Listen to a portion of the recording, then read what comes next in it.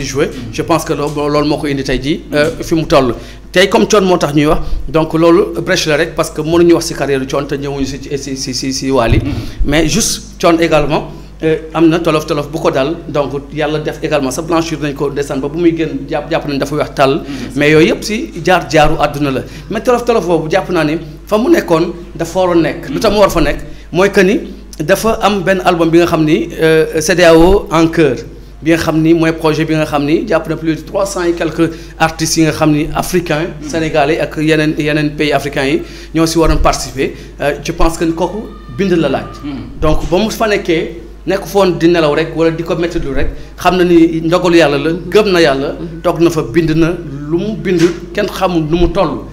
bi mu génnee également gëm projet bi wax ko il y a 5 ans li si gën a particulier moom mooy Thione mënoon na ni rek man ténor la dinaa woo ténor yi fi nekk rek mooy génération ak ñi si topp ñoom Aliou Mbaye Nder ñoom Fallou Dieng ñoom Assane Ndiaye ñoo ñëpp ñoom Kéba Seck yooyu jël ñoom Youssou Ndour Baaba Maal Omar Pène ak yooyu ñu porte fléau ak yeneen artistes africains yi mais defu ko xam nga man mode artiste bu nekk xam naa ko dañuy rencontrer agent animateur da ngay gis ni Thione Seck amul artiste bu nekk Sénégal xeebul kenn boo xoolee première partie bi génn artiste Casamance yi la jël les Casamançais la jël ñoom la njëkk moom ñoo def première partie bi pour wane ni kon dafa projet bi dafa yaatu ba nga xam ne ku ne xaj la si te xeebul voix bi voix bu nekk mën na la tàggat si sa langue si sa ethnie nga mën ci exprimer malheureusement amoon na également un projet télé Balago TV yooyu yëpp moo tax demam ñii dañ naan bett ko ndax la mu bind diwéen di mu defagum bien vrai que parewul woon am na ñu desoon tuuti am na ñu waroon ñëw dugal nañ am ñu war a dugalaat mais da ngay gis ni bett na ko waaw parce que man jàpp naa ni ak Balago TV bi ni mu ko doon prôné ak li nga xam ne moom mooy projet bi CEDEAO en chœur bi je dis que ne bett na ko te nag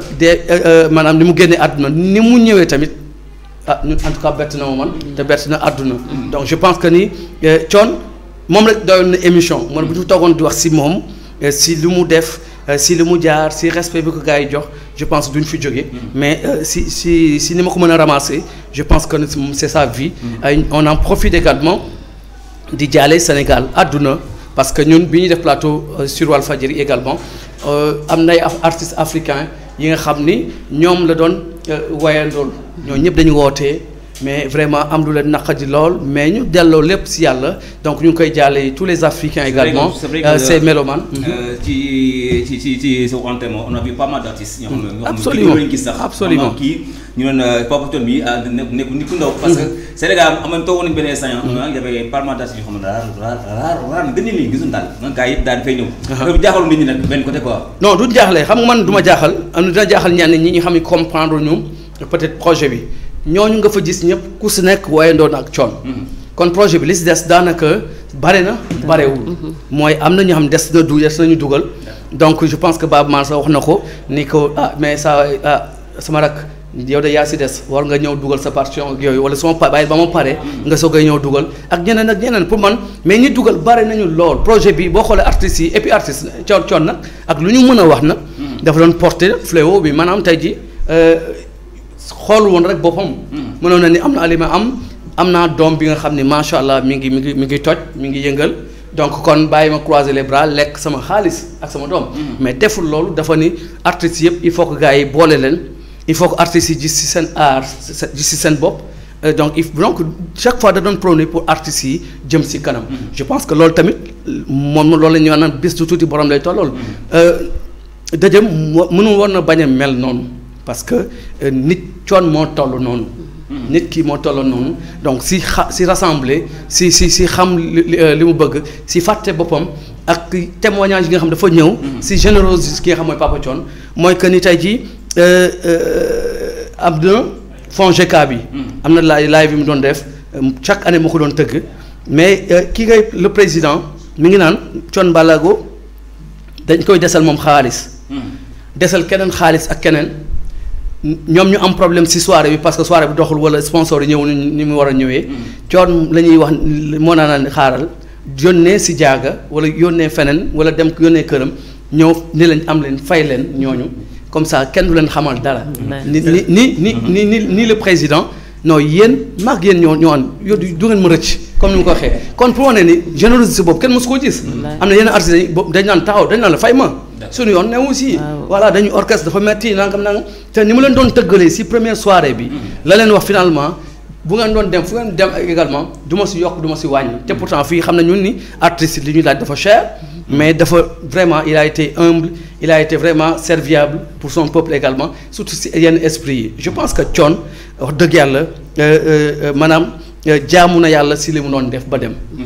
gars yi ñu ngi koy seeti ci wàllu social parce que daana ci dox la plupart. absolument ñu bëri seede nañ ci moom daana dimbale néew di doole en même temps quoi. li Wally doon def nii li Wally def macha allah je pense que c'est à féliciter dafay nit ki nga xam ni dafa social mais social bi commencé wu ko rek si biti. si ngistal si këram man j'ai eu à côtoyer ses pairs ku mel na Mapenda Seck dalay wax ni Wally générosité bi mu si ñoom la ko njëkkee. tey Ousmane Seck noonu Keba keneen Assane Ndiaye pour man kon. ak ñeneen donc comme commencé na ko seen si këram kon bu ko defee comme ñu naan bu naan diw baax na nag mbokk yaa ko wax. loolu moom dalu ko mais loolu nag dañu naan picc nag bu xaw ma ne si tàgg bu naawul jaaxali bokkam. Thione moo tàggat loolu si kii parce que am na ñuy nettali ni wala boog bu ñu ñëw si décès bi dañ naan wuy fu ma jëm. moo ma yoraloon lii moo ma doon fayal lii moo ma doon defal lii moom Thione Seck tey am na ñi nga xam tey jii wax nañ ko ni bu ñu ñëwee am rendez-vous ak Thione dañuy fekk si biti ay pa ak ay mère ñeneen ñi nga xam ne dañu am problème am tolof di ko xaar pour solliciter ko mu fajal leen seen kii kon moom moo tàggat si tab Wally donc comme moom par modestie dina wax Wally sax moo ko gën a tabe Wally moo ko gën a ñeme joxe mais si moom la commencé moom Thione. jaajëf encore fois di la jaajëf bu baax a baax on a vu que bien sûr t'as fait un joli témoignage via ndeysaan Thione Ballago Seck ku la dégg nga wax nga xam ne xam nga ko te yàgg ngaa jëflante ak moom tey dañuy ñëwaat tuuti rek ci. lenn rek lay regretter. lay rëccu et puis voilà donc loolu tamit c'est un cri de cœur. si man la si moom la xam bon yàlla la mooy mosuma ko dalal sama plateau. laaj ko moo xam rajo moo tax moo xam télé loolu wax dëgg yàlla lu ma metti la mais yàlla noonu la ko nammee léegi nag cri de cœur bi mooy que ni animateur yaa ngi fii bu ñu xeeb c'est-à-dire ténor yi bu ñu xeeb c'est vrai que tey su ma invité Baaba Maal Omar Pène wala Youssou Ndour man maay glorifié wu naan tey yu laa invité tey Baaba Maal la am c'est vrai c'est bien et bi baax na si aussi pour que ñun également tamit ñuy am opportunité yooyu léegi nag pour wane ne également tamit jeune génération bi également li ma dal si Thione bu mu leen dal essayer di décrocher les grands di fexe parce que on sait jamais la vie elle est courte nii lay demee donc loolu c'est le seul couac si sama carrière mooy mosuma laaj Thione mu tontu. ce sont les propositions de DJ Maxo ñoo ko gis tey avant ma ñëw ci moment Doppa tuuti damay jaar di ñëw ci DJ Maxo parce que gars yi dañuy dégg DJ Maxo borom Wolf DJ Maxo yàgg naa tudd dëkk bi DJ Maxo DJ yàgg naa lëmb Sénégal tey bu ne laaj tey ses débuts dans l'animation tey naka la def parce que on a vu que tu as commencé dans les années 1987. waaw ba léegi ça fait 33 ans. waaw donc mun nga ñu wax tuuti un peu tey début. waaw naka la demee woon quoi. waaw suñ ko waxee donc après gis ma nii dañuy foog nii bon ay wax la. donc man j'ai eu la chance maam papa ji nga xam ni yal na yàlla yokk leeram yàlla xale ko àjjana. donc papa Oumar El Hadj Oumar Seck tey soo gisee ma nekk animateur.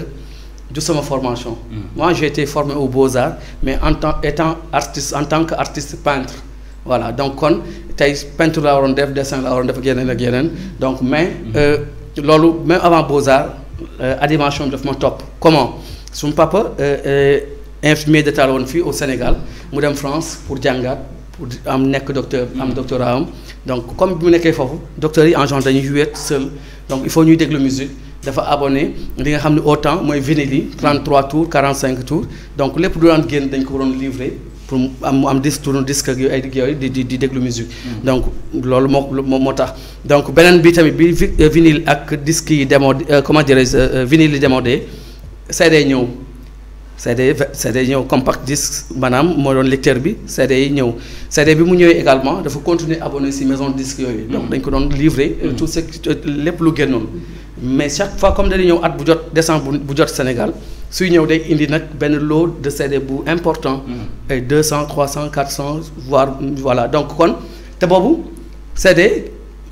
mënuma toog di glorifier ne sama papa moo njëkk a dugal CD Sénégal. mais xam naa ni loo bi muy dugal Sénégal si temps boobu moment boobu au moment où Youssou Ndour amagul woon CD. génnagul woon CD. à l'époque y avait que Doudou Ndiaye Rose. ñu ñaan yàlla xare ko àjjana moom si Sénégal moo amoon CD. à part ay Mori Kanté Salif Keita Johnny Clegg à part sinon ay expérience Kassa yooyu ñooñu nga doon gis nii. vraiment ñoo amoon CD Youssou Ndour 87 la commencé am CD. donc juste après donc 86 la commencé di indi CD pa bi donc loolu c'est chaîne à musique tout le temps mi ngi si kër gi may déglu musique di léeg-léeg suñuy baal étant jeune. may dem di may animé suñu chaîne la. maa yor voilà c'est comme ça maa doon animé. voilà léegi seen groupe les Hooligans. waaw les Hooligans voilà mi ngi noonu mu ngoog xam nga affaire de boy xam nga boo ñu ngi ñëwee si koñ ku nekk di nga créer benn groupe. mais di nga wut tur. Hooligans si sa gëmuñu ko woon c'est-à-dire Hooligans boo xoolee par exemple ay anglais lañu ay supporters lañu donc mais dañu sax violent dañuy imposer wu dañuy naan ak yooyu mais ñun c'était tout à fait le contraire. ñun suñu groupe daanaka kenn toxu si kenn naanu si yàlla jàppale nañu parce que Ndar Sami éducation boobu tam dafa am mais waxin la woon mais dañ ko doon doxee si ay organiser ay soirées dem football yi dem basket yi donc parce que yooyu moo xewoon donc aussi lañ nekkoon mais pour revenir si carrière bi donc loolu moom ba influencé man ba loolu topp ma donc bu ma ñëwee Beaux-Arts également en 93 def sama kii ba 96 ma génn aussi tamit bon comme xamoon naa animation ma jënd matériel si laa commencé di animer teg tuuti art bi teg tuuti peinture beeg yooyu donc si laa commencé dem tour bi nag commencé ñëw si Fosco yi si soirée yi si ngénte yi lépp lañu doon animer toute cérémonie di sonoriser même les chants religieux donc je pense que loolu moo ñu may tey li ñu am actuellement léegi nag bi ñu ñëwee tamit ñu xam ne bëgg nañ def rajo bëgg nañ def communication dañ ko jàngi c'est-à-dire jàng bi moom mooy amuñu école buy former ay animateurs naam mais man RTS bi ma fa nekkee maa ngi koy nuyu Anna Mboup di suma cousine moo doon secrétaire rajo Saint-Louis donc j'avais Vieux Mass Gueye sama cousin la moom moo doon il faisait partie des techniciens de la rajo Saint-Louis kon tout le temps maa ngi woon rajo Saint-Louis tout le temps donc noonu laay commencé di am amour rajo mais bi ma ñëwee Dakar également maa ngi nuyu de passage mon idole Khalil Gueye de la RTS bi nekk BBC ak yor ay affaire am également ma koy nuyu di ko sant ko gërëm parce que bi ma ñëwee xam naa ne dama bëgg def animation daf ma doon jaral tous les vendredis 98 may dem Nostalgie di assister ces émissions du début à la fin. mu permettre ma ko aussi. may xool nu muy waxee comment animer donc yooyu ba bokk na si su daan def émission Groove Connection wala Boulevard. mu jox ma invitation dañ ko doon enregistrer samedi diffuser ko. ma ñëw assister enregistrement bi xool nu muy présenter comment nu mu doon dégager comment donc moom macha allah yàlla may na ko loolu donc loolu benn la. mais suma cousine bi Anna. après dafa mujj ñëw RTS Dakar ma mujj def formation animation léegi ces cours yi mu doon def cahier yi mu yoroon man la ko mujjoon léegi donc man loo moo tax sama chance ma am yenn bagage yi ba mën a tey may former ay animateurs ak animatrices je pense que loolu moo si ne léegi nag bu ñu ñëwee si li nga xam nag moom mooy rajo yi si tënk bare na Walf en tout cas fa lañ ma ñu bare xàmmee mais c'était ma 5e rajo FM Santé Dakar laa demoon après ma def Jàppo FM Soxna FM ak rajo Bekkaay bi FM Sénégal Ndoye Bane jógee Walf ñu woo ma jox ma la place de Ndoye Bane sur Walf donc ba tey maa ngi Walf lépp lu may def si rajo Walf la c'est vrai que après am na puissance FM si biir Walf mooy Walf 3 bi après mu nekk Phare FM ba tey si biir Walf ba tey maa ngi tey Walf muy rajo muy télé donc ñu ngi sant yàlla je pense que loolu moom mooy jaar-jaar bi à part tamit maa ngi groupe Rasoul Média ça fait 4 ans si seen site internet Dakar 92 dakareinfo.com fkr92.com on a 11 sites muy 11 News TV je pense que ni loolu daal mooy maxu si li nga xam mooy milieu showbiz bi. mais juste pour revenir en arrière tey boo nee musique na animation gars yi nag jàng bi est-ce que jàng bi ak musique mun na ànd en même temps. mais dama koy digal ku nekk jàng moom daf si baax parce que tey jii am na yenn opportunité nga war a présenter ay plateau war a def ay revue de titre revue de presse soo jàngul da ngay limité wu mais animation tey boo xoolee ñu fi teg dëgg bon entre guillemets à part les animateurs de la RTS yi nga xam ni am nañu couverture am nañu yëpp ñoom ils sont amuñu problème ñoom mais ñeneen ñi Boubacar Diallo macha allah jàng na mais tey Kolos voilà donc olof bi la favoriser tey Patra olof bi tey Amina Poté olof bi tey Sidat Thioune olof bi te pourtant ñoo ñëpp macha allah ñu ngi si tekki kon pour du ma décourager kenn ni boo jàngul école nasaraan rek mënoo nekk animateur wala animatrice na nga ko bëgg d'abord mais gannaaw bi nga ko bëggee na nga ko jàngi aussi parce que tamit dafa am ay normes dafa am ay règles c'est vrai que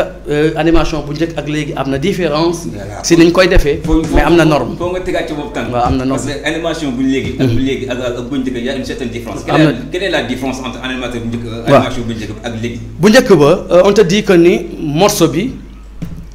œuvre d'art la d'accord c'est comme un tableau tey Foli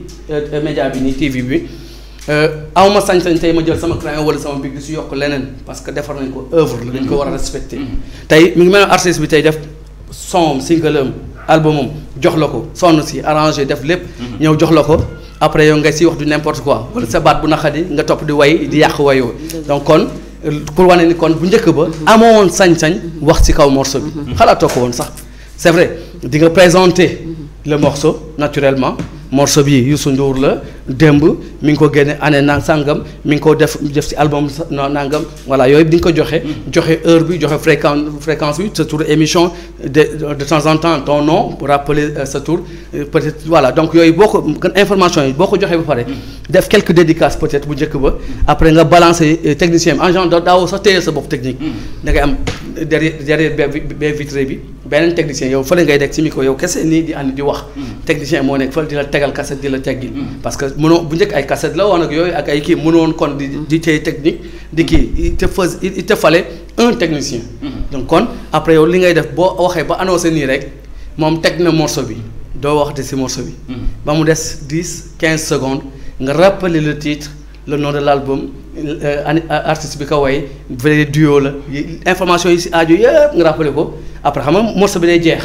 nga def sa quelques dédicaces joxe quelques informations li xew actualité wala ci morceau bi bu dee caat la wax nga wax ci caat yi maanaam nañ ma baal caat yi ñoom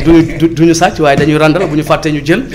tey bu fekkee jëw la nga ni jëw baaxul bu dee wa dëkkandoo nga xam ne ak dëkkandoo jàmm sa gën voilà donc pour wane aspect éducatif bi daf ci war a nekk c'est-à-dire da nga def benn synthèse bu ndaw selon morceau bi nga teg bu fekkee ni c'était éducatif am na morceau yoo xam ne mbëggeel rek la wala rythme rek la mais bu njëkk ba en général morceau yëpp day am thème si thème bi ba pare mën nga ci wax am loo si résumé tuuti def benn transition dem si présenter beneen morceau bi wala nga def quelques dédicaces présenter beneen morceau mais bu njëkk ba daal daaw wax si kaw morceau bi léegi da nga am ñetti auditeur bu dee rajo ki nga xam ni sa voix moo ko neex ki nga xam ne musique bee ko neex sa sélection ki nga xam ne turam moo ko neex di dégg turam léegi nag da nga yow dem avec tey doo leen segg naan non bëgguma kii li gën mooy nga am ñëpp moo tax léegi c'est permis nga wax ci kaw morceau bi mais ci kaw morceau bi pas n'importe comment. dañuy gis des fois gars yi bi ñuy wax ci kaw morceau bi dafay am un peu de ngéwlisme. waaw dañuy toog di déglu. mais kii toog di déglu des fois am nga ni ngay waxal ci kaw morceau bi ça lui dérange parce que des fois dañuy gis animateur boo xam ne day teel morceau. lii auditeur bi waroon déglu mu wax ko ba mu jeex est-ce que loolu ça a le sens. moom daal wax dafa am fooy waxee ci morceau bi boo bëggee déranger bañ a déranger. Cux ñaari information wala ñaari kii du jàllandoo. artiste bi mënul way di wax naan dëkkandoo nangam jàmm si di way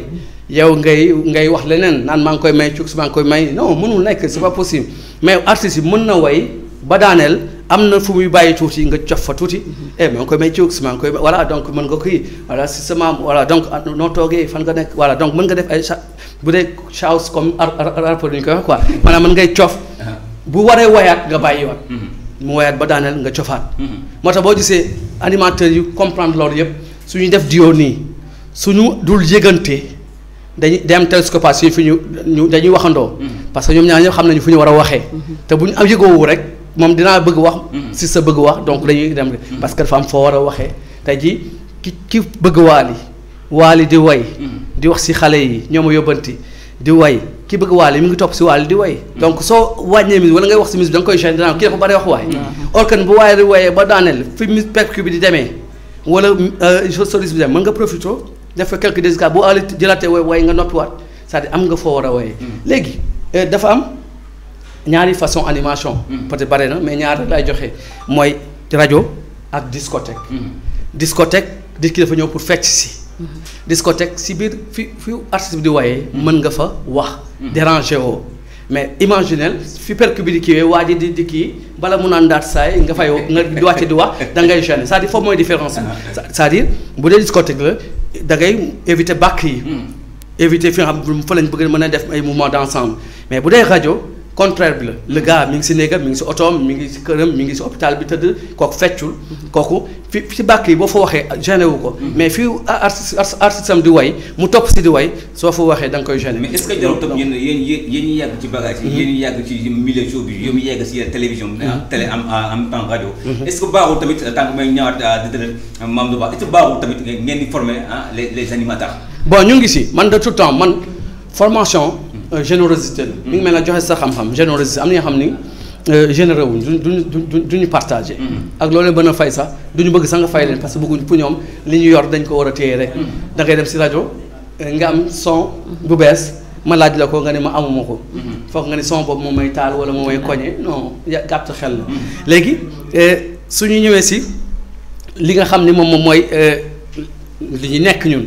milieu bi ñu nekk sa si santé boobu tey nga xam tey ji par exemple tey ji damay am benn banque de son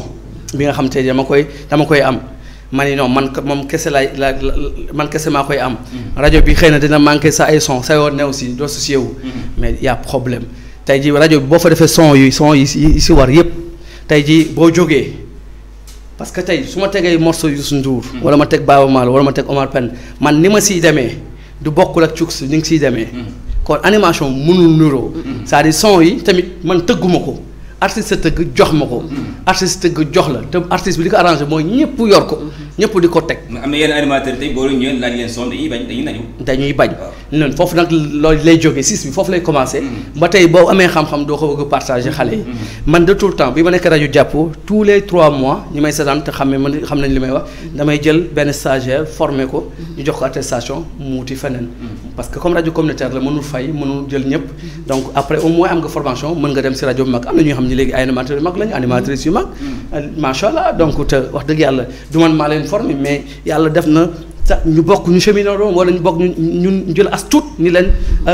defal nii defal nii loolu yàlla moo koy def mais générosité boobu moo war a léegi nag loolu doyul nga am chance maxu rek di la ko jàngal doyul tey jii ni journaliste bi amee école CESTI ak yeneen kii yi nga xam tey jii dafay gëddu dem jàngi 2 ans moo xam 3 ans moo xam nangam vraie formation am diplôme génn dem déposer ñu jël ko jox ko respect ñun malheureusement amuñu loolu. wala boog léegi commencé na am ndànk mais barewul léegi li si nekk nag moom mooy ay quelques rajo wala quelques grands yi nga xam tey jii xam nañu ni booy dañ soxla formation ñu ubbi école et puis jox permettre booy ñu former leen en tout cas formation bi moom.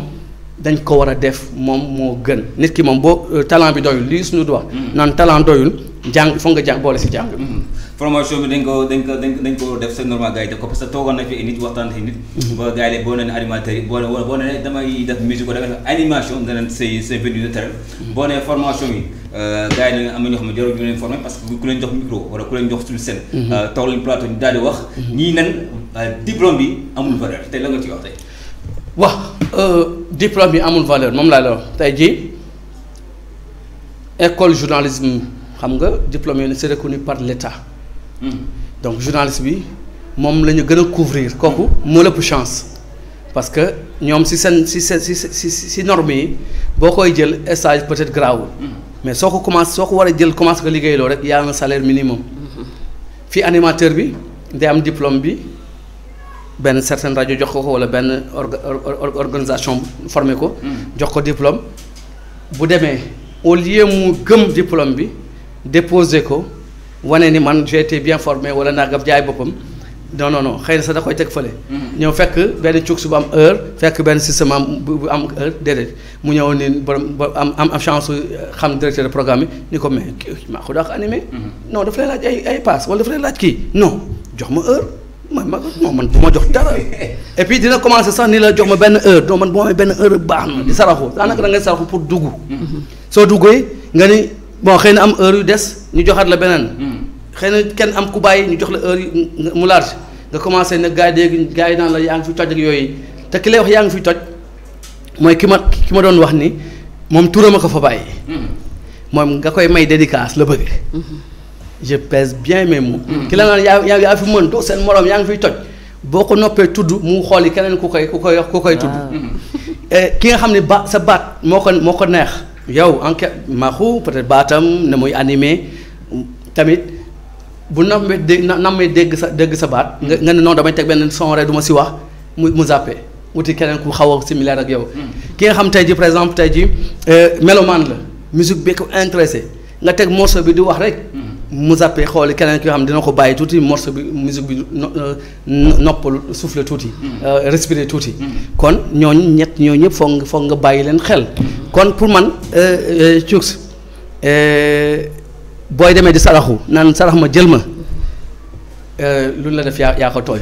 te loolu moo fi am yow xam nga si li ma la wax nii te loolu commencé wul si rajo yi. commencé wul si télé yi xam fu mu commencé si animation maanaam sono wi ngay am. di animer tour. di animer ngénte di animer soirée di kii da ngay teg ci benn soirée 150 000. keneen jaar fa ni ko ba ma joxe 70 000 ba ma joxe 40 000 ma tëgg ko.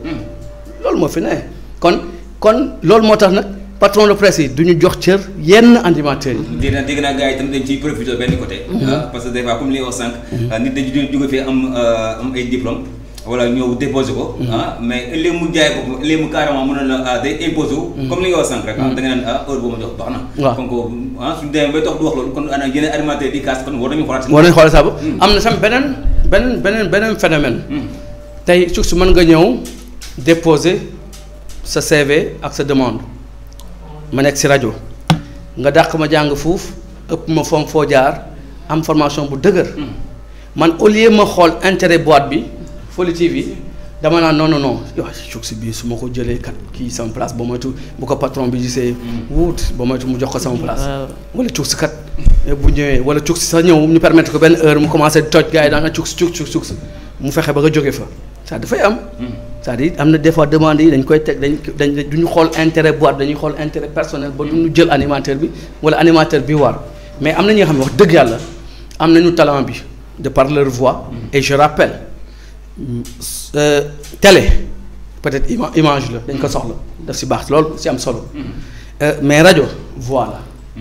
sa premier instrument rajo mooy voix test bi une voix radiophonique loolu mooy premier test c'est-à-dire même boo ko amul dinañ la jàngal nooy articuler dinañ la jàngal nooy walla bu mu neex parce que dafa war a neex aussi dafa war a neex une voix dafa war a captivante donc soo ko amul da nga koy jàng ça s'apprend. parce que dafa am solo jàng bi daf ciy baax gars yi dafa am ñuy waxee. baat gorge am ñuy waxee dënn am ñuy waxee bijis. te da nga soxla ñett yëpp. mooy wane nit moo lay waral ni tey bu ñu demee si mbalax bi nga gaaw. mais est-ce que mën si def ay cas doon ko xaw a faram fàcceel tuuti li nga wax. voilà waaw noonu c'est yéen a ngi si foofu tey maa ngi wax sama kii. d'accord. yéen a ngi si Fobi TV ak DJ Maxu di leen jaajëfal merci beaucoup de nous rester fidèles. maa ngi wax sama voix. yéen a ngi si Fobi FM 80 fii si Grand Yoff ak DJ Maxu DJ Cux. yéen a ngi si Fobi FM.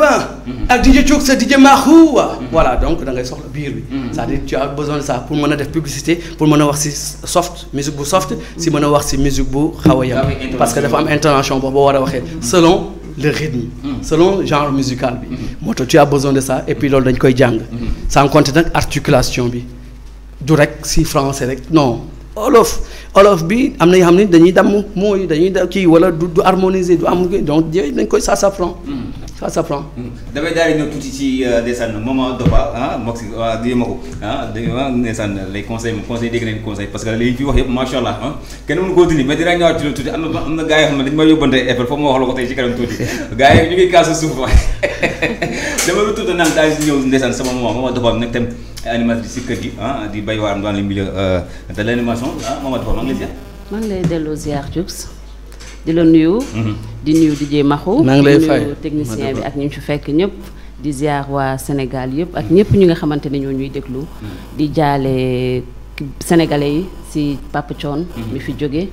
di nekk dee boo xamante ne marqué na ñëpp. ndax metti na aussi. di ko jaale ñëpp di ko ñaanal yal na ko yàlla yërëm fa mu jëm gënal ko fi mu jógee. maa ngi nuyu ñëpp di nuyu ñëpp ñu seetaan daal. alors damay ñëwaat di si question boobu comment tu trouves actuellement le métier de l'animation yow mi nekk si milieu bi en tant que jigéen parce que boo nee jigéen tamit gis ne yenn tentation la leen def yenn arnaque yi am ci biir ndax nga ko dundee. waaw métti rek parce que tey jii soo ne tey dama am ambition aider nit yi. ni ngay jàppale nit yi mooy lu jëm ci cadre sëy xool nu jigéen ñi di sëyee. nu góor ñi di yoree seen jabar nu xale yi di mel ci yaax. loolu yëpp tamit dañ si am solo loolu moo tax daal ñu dugg ci mbiru animation pour yeete. mu ne xam ban année nga daal di dugg ci milieu bi.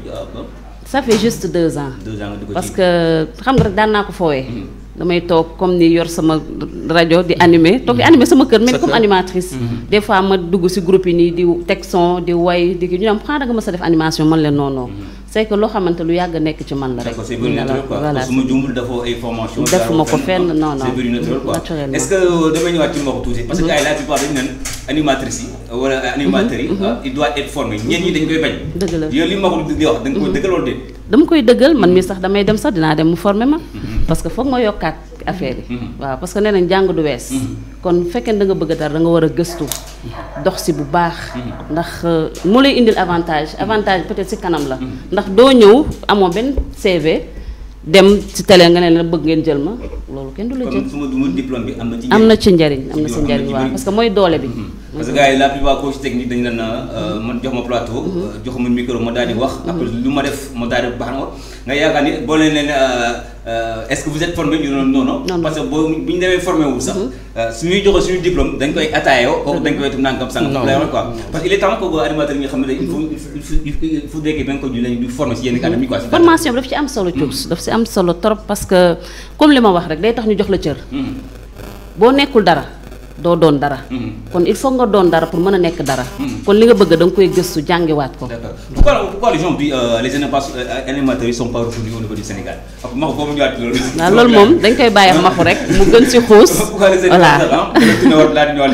gars yi nee na animateur rek kenn reconnaître leen. waaw parce que bu ñu demee ba organe de presse yi journalistes yi di am ay carte presse animateurs yi fu mu toll nii amuñu carte presse di ko kaas di ko jooytu. waaw difficilement xam nga ñun boo demee si télé bu mag. forcément dinañ la jox carte de presse mais dañ si def animateur. duñ si def journaliste. bu dee rajo communautaire yi da nga leen di comprendre des fois un peu. parce que nit ki mën na ñëw laaj la carte de presse nga jox ko yoon la da nga ko war a jox. mais carte de presse bi comme amul durée bien déterminée. des fois dañ la koy jox du am date bu mu war a jeex ak yooyu date de validité. donc buñ la ko joxee fekk yow nga waroon fa def nga waroon fa toog après nga dem feneen. yóbbaale carte de presse bi fekk nekkoo sax si rajo. tey boo demee feneen am loolu daal wala leen lu kii dañ naan élément rajo bi nga fekk nekkatoo fa. dafa am yeneen yu si nekk donc yooyu da ngay comprendre. pour man li gën a am solo pour ñu jox ñu gëdd moom mooy d'abord lu jafe Sénégal moom di nga journaliste dañu am ay association des jeunes reporters yu di def seen ay soirée di def seen ay affaire di def seen chaque année ñu daje xool li baax xool primé nominé reporter le jeune reporter bi gën a kii si xarañ si kii def reportage bi gën a kii voilà donc pour man ñoom au moins dañu organiser wu mais dañu former benn bloc mais animateur wax ma benn fii benn association animateur bu amee benn balay 6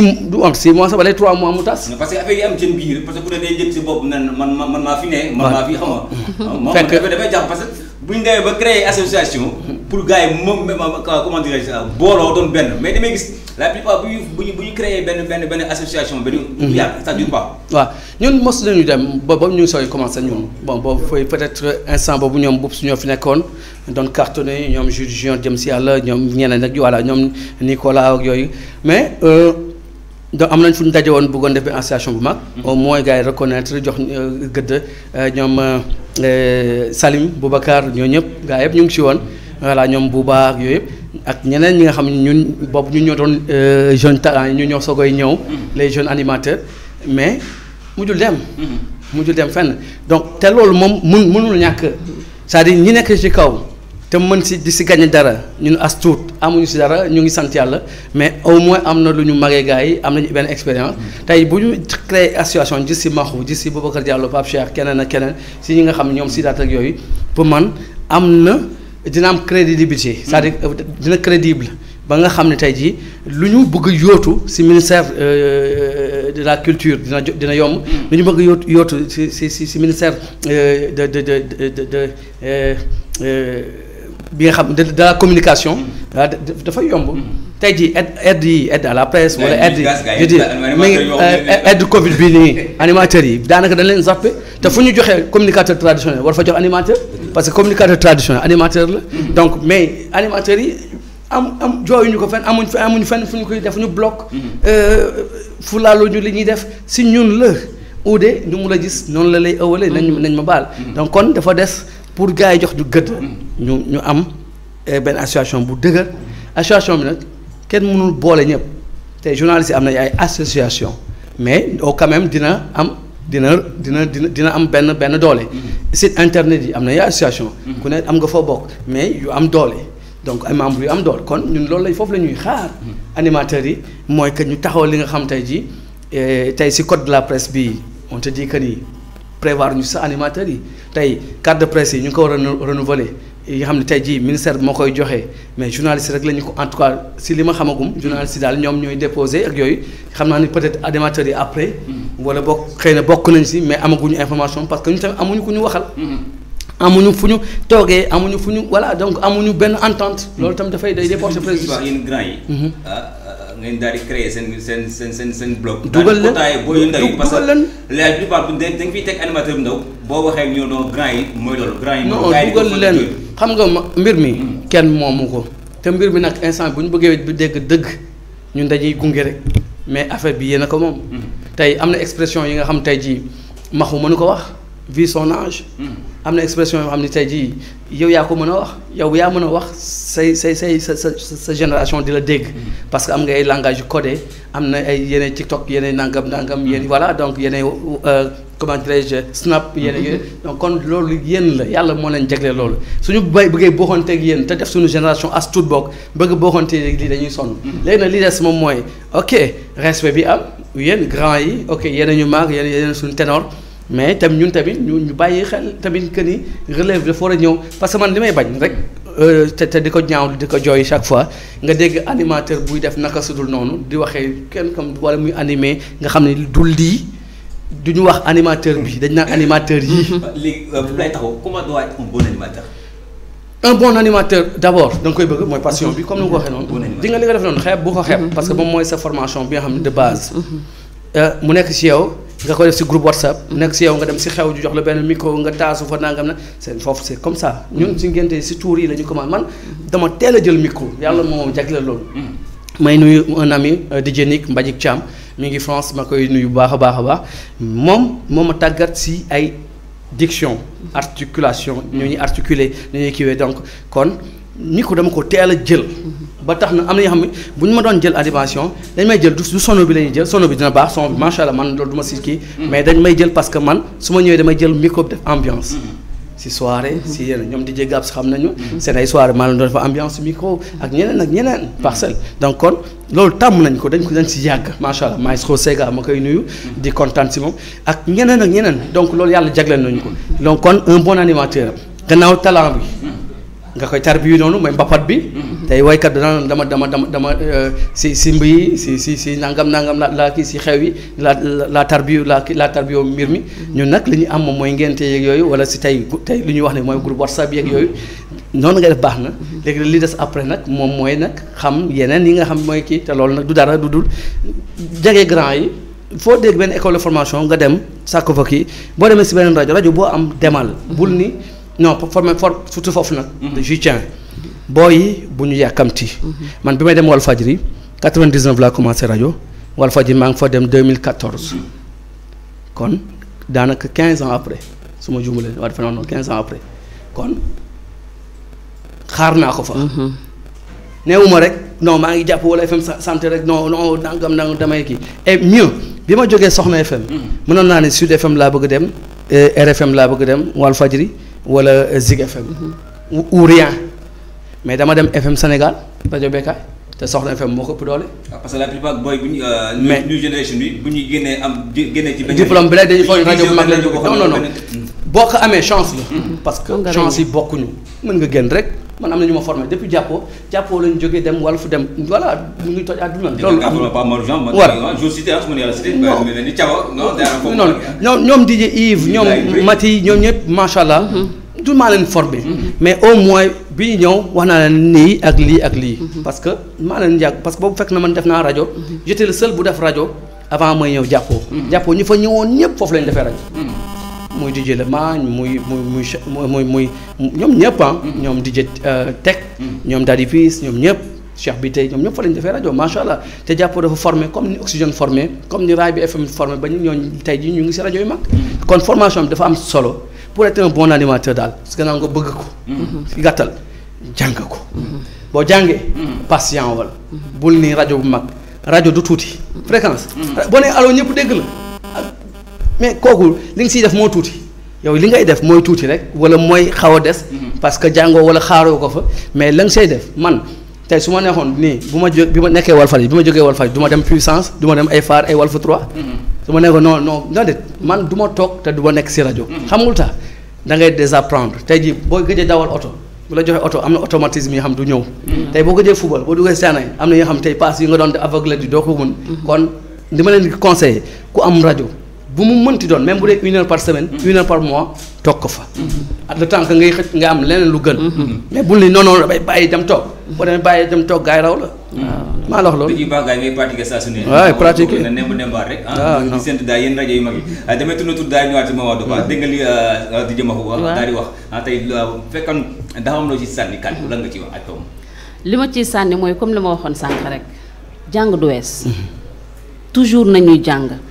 mais da ngay gis koo xamante ni comme tey mën naa ñëw affaire bi dugguma nit ku ñu dalay jay naan la demal ci télé yu mag yi demal ci télé yu mag yi comprendre nga demal ci télé yu mag yi li ngay def da nga ko mën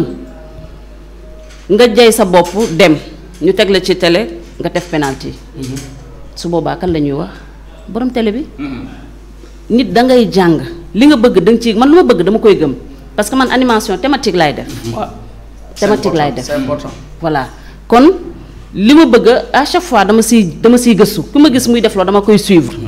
pour mën a xam fan laay animation thématique bi yenn organes yi kii wuñ ko quoi à 100% voilà parce que bi la ñuy jaakaar yi moo ëpp priorité voilà mais lu tax man ma bëgg def émission thématique comme li ma wax yeete la c'est important parce que tey jii groupe yi ma bokk yu bëri lan moo tax ñu may wooyu maman am na mère yoo xam dañ ma naan maay seen yaay parce que maa ngi leen di jàngal am na loo xamante ne xamuñu ko woon ci sëy wala xamuñu ko woon ci àdduna man si man lañ ko jàngee mais loolu tuyaaba la li sama téléphone lu ma 30 groupe mi ngi si groupe bu nekk da ngay dem dugg paa yi lu ma waxtaan ci mbiru sëy ñu ne lii xamuñu ko woon ci sëy mais kooku loolu soo koy def yaa ngi jàngale te loolu école la ndax am na koo xamante ne xamu woon nu mu yoree jabaram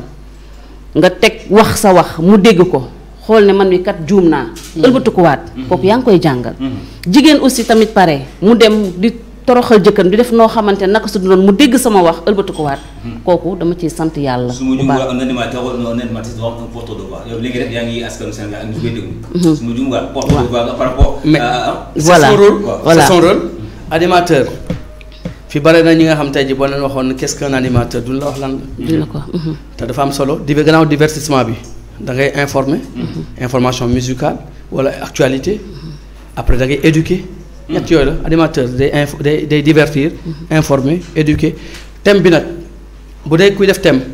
divertissement bi day néew aspect éducatif bi moom mooy ëpp gannaaw information boo posé thème bi wax lan moo ko waral lan moo koy indi naa nga développé si yooyu ba mu kii ñu ne waa conséquence ki mu dal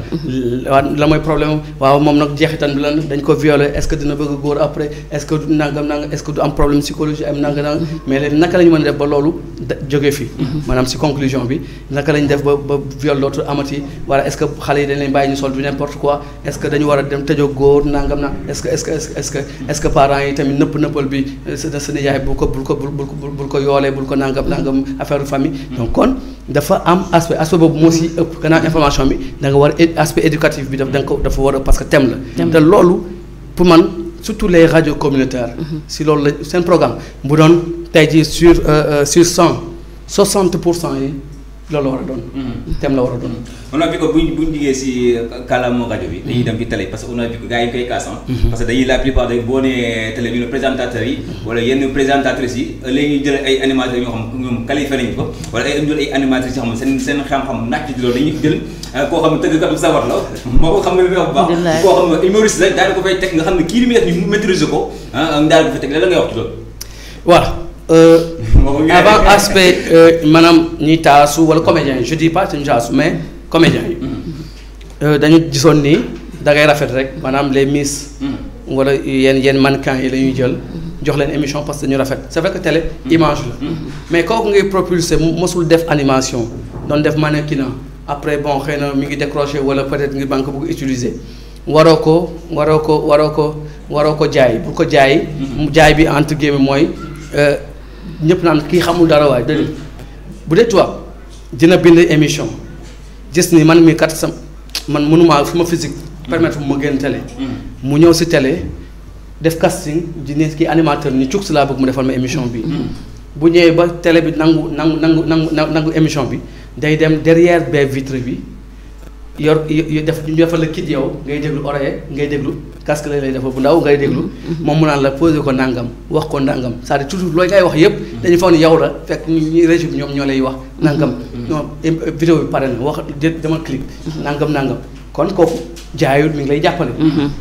mais bu fekkee émission yi xam ne amul loolu nag la mooy problème bi nag moom mooy nit ki day ñëw xëy na dina demal xam-xam wala bala muy toog nga ne ko waxal lii nii ngay waxee nii ngay defee mais loolu du weesu 6 mois mu jeexal. donc c'est la faute à qui dafa mel ni tey lu ñu tëral ci wax daanaka c'est la faute à qui déjà. non ñu organe de presse yi bien sûr. surtout les directeurs de programme wala directeur de télé bi wala rajo bi. fu may jeexalee foofu moom mooy loolu moo valable si côté comédiens yooyu comédiens yi waxuma ne bu ñu animé de parce que côté divertissement bi comédie daf si bokk.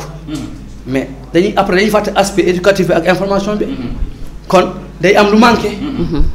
kon ñoom bu ñu bëggee animé nañ dem jàngi. pour après mu compléter loolu. parce que comédien bi bu ñëwee c'est vrai que ni si comédie bi si waay bi ngay def ni parce que message jàll. d'accord mais am na message yi nga xam ne comme am na comédien bi xam mënu ko jàllale. parce que dañuy bu ko waxee sax gars yi mooy kii day théâtre rek wala day comédie rek. or que ni tey benn système bu ko defoon daañu non nañ ko déglu parce que voilà. aspect éducatif bi ak charisme bi dafay en tout cas loolu bokk na ci médiocrité yi bokk na ci li nga xam ne tamit moom mooy boo defee lu nice lu professionnel kenn du la seetaan soo defee yëfu nañ ma baal yëfu doof yëfu kulun voilà yow yaay bomb yaay bës dégg nga dafa mel tey actuellement daanaka lu ñu teeloon ci waxtu jot na juste 2 minutes xam naa gars yi dañu ko ñun tey les conseils tey boo doon jox conseil avant question bi ça va ak tous les deux tey boo doon conseil nouvelle génération nga xam ne actuellement dañoo bëgg topp animation tey gis nañu maxu daal di nekk télé bu mel ni yow tey ban conseil ils ont une chance bi nga xam ne grand yi amuñu ko woon bu njëkk benn télé moo fi ne ko RTS après quelques ñëw ay 2S ak RDV ak yeneen Walfadjri rek yooyu léegi télé yi pléthore yi la macha allah site internet yi ñëw yokku si kon pour man bul xeeb gannaaw nga am talent bi di ko kii di toj sa kër sa koñ ñu naan yaa ko yor mën nga ko nangam demal jàngi ko boo ko jàngee ba pare il faut oser mais bul ni fële laay dem rek chance yi bokkuñu tarbiyewu ko boo dee site internet booy nekk ca bu dee rajo buñ la woo nekk ca di yootu ndànk di maanaam escalier la rek ba nga àgg fi nga bëgg a yegg pour man yàkkamti bi daal jaru ko pour man siisante bi jaru ko pour man il faut que nga professionnel pour nga bëgg bu ñu bëggee patron de presse yi jox ñu cër ñun animateur en tout cas man si laa nekk ba fi ma toll nii te loolu dafa bokk si CV bi tey jii boo ñëwee indi benn CV bi nga xam ne benn rajo nga jaar mu benn rajo communautaire après ñun toog nga ñàngam at defatoo dara boo ñëwee bokkul ak man benn baas jëm si yàlla na ko yàlla xaraa jëna bi may woo sama CV bi ma ko joxee defal ko un CD def si samay émission yu ma def si ay publicité yu ma def mais bi mu ko jotee dañ ma woo dafa wax Maba wool kii à la minute ma ñëw lundi mu jël CV bi naa ma da nga jaar fii da nga def lii da nga def dafa am solo jaar bi dafa am solo te pourtant mënoon naa ni ok man soxla bu may nekk rajo Parcelles bi aw ma fa salaire aw ma fa dara dama fa toog tarbiyu ko et en plus fi may tëddee moom mooy li tax jaar boobu am solo tey jii boo demee si rajo yu mag yi amul kenn ku naan lii defal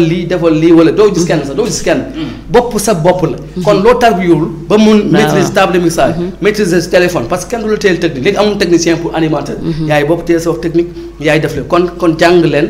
patient et puis jaar-jaar boobu bu leen ko xeeb parce que moom moo lay yóbbu de l'avant. voilà di ci wax du la jàppal di la jaajëfal encore une fois damay tourner waat léegi moom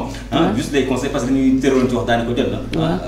kenn tey boo doon jox ay conseils à la nouvelle génération surtout les filles jigéen ñoo xam actuellement ñu ngi dégg bu ne dans les milieux du média te lan nga leen conseil. li ma leen di conseil mooy ñu gëm seen bopp parce que média boo si nekkee da nga war a am noo mel. bul yàq sa image bul yàkkamti aussi parce que yàkkamti bi amu ci solo nit li nga gëm si sa bopp dem ci à 100%. man lu may dugg duma ci dugg à demi mesure. dama siy dem ba jeex. pour aussi télé yi ñu ñuy jàppale ñun ñi nga xamante ne ay porteurs de voix lañ si mbiru thème. parce que thème dafa am solo. di nga gis comme li Maxu wax nit dinañ ko violer ci këram mu toog di ko nëppal. suñuy weer am lu bon suñ koy weer bu yàggee day jeex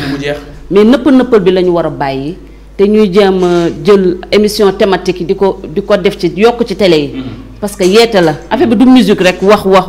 fecc rang tund ay nit neex na c'est bien beau mais yeete aussi daf si baax voilà. kon nga jaajëfal bu baax moom fois moom mu ngi ci wàllu thématique di jaajëfal encore une fois sama grand di jëm ko tey moom bu ñu man maa lay remercier di remercier également borom télé bi parce que c'est important parce que lii la ñuy soxla pour jeunes yi am fu ñu feeñee fu ñu génnee donc di la féliciter encore une fois sa émission bi maa ngi suivre boobu ba léegi su ma jumuni bi mooy 3e wala 4e en tout cas maa ngi lay suivre gis naa également tamit taxawaay bi nga ci am étant jeune yokkal gëmal sa bopp bul déglu critiques yi c'est-à-dire critiques yi des fois du critique yu positif day négatif donc li des moo am solo moom mooy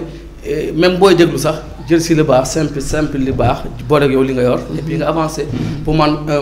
nañ ko doon defee daaw wala daaw géej bokk nañ koy defee daaw bokk nañ koy defee léegi seen moment la seen temps la allez-y et vas-y gëm naa la merci beaucoup maa ngi jaajëfal ñëpp di jaajëfal suma soppe yëpp